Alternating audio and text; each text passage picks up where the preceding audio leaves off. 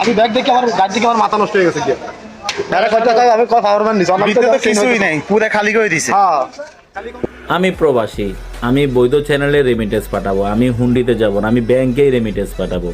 আমি এই পর্যন্ত বাংলাদেশে অনেকবারই গেছি, আমার লাকিজ একবারও কাটে নাই।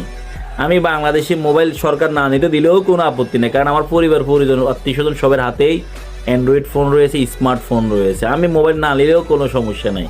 আমার দেশে আমার পরিবার আলহামদুলিল্লাহ সবাই ভালো আছে, তাই আমি হুন্ডিতে না, আমি রেমিটেন্স বৈধ চ্যানেলে পাঠাবো। যদি আপনি এমন চিন্তা করে থাকেন তাহলে মনে করুন যে আপনার ঐক্যলাবাস আপনি নিজেই নিতেছেন।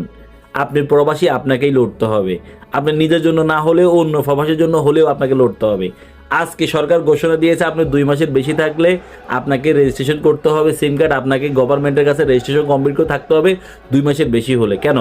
আপনি প্রবাসী, আপনার কাছে কি বাংলাদেশের পাসপোর্ট মানে কি আপনি নাগরিক না? আপনার কাছে ভোটার আইডি কার্ড আছে, তার মানে কি আপনি কি নাগরিক না? এগুলো থাকা সত্ত্বেও কেন আপনাকে রেজিস্ট্রেশনটা করতে হবে?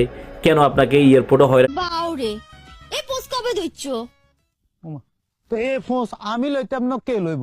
জিগে খেতে কাম করে এইগা নিয়ে ফোঁস লইব। আর তোমার চিন্তা আপনি এত ছোট কিনলে বুঝলাম না কি হইছে?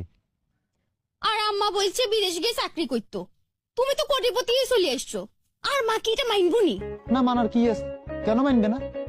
আমি একটার সাথে দুইটা কাজ করি, তো অসুবিধা কি? ও মামা, এক লগে 2 কাম করলে কেমনে হয়? আর মা কি মানি লইব নি? আশ্চর্য বিষয় না। আমি একটা লোক, আমি যদি ব্যবসার সাথে সাথে আমি চাকরি করি, নিজেকে উন্নয়ন করতে পারি, নিজেকে ডেভেলপমেন্ট করতে পারি, তাহলে তো কারো সমস্যা অনেক কথা না। এই শুনো, হেলিকপ্টার দিক গ্রামে নামতাম, হেলিকপ্টারের কাছেও গেছিলাম, যাই শুনি বলে হেলিকপ্টার দিকে চালাইবো, হিগের মা বলে অজ্ঞান হিটে মরে গেছে। হাতে হেলিকপ্টার স্টার্ট দেওয়ার আগে হাতে তোর দিয়ে চলে গেছে, নাইলে গ্রামে তো তাক লাগিয়ে দিতাম, হেলিকপ্টার দিয়ে আসি। আর মা এগুন মাইতো না। আর মা কি বলছে?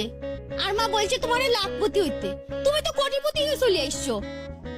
আর আমার শর্ত ভাঙার অপরাধে তোমার লগে আর ব্রেকআপ।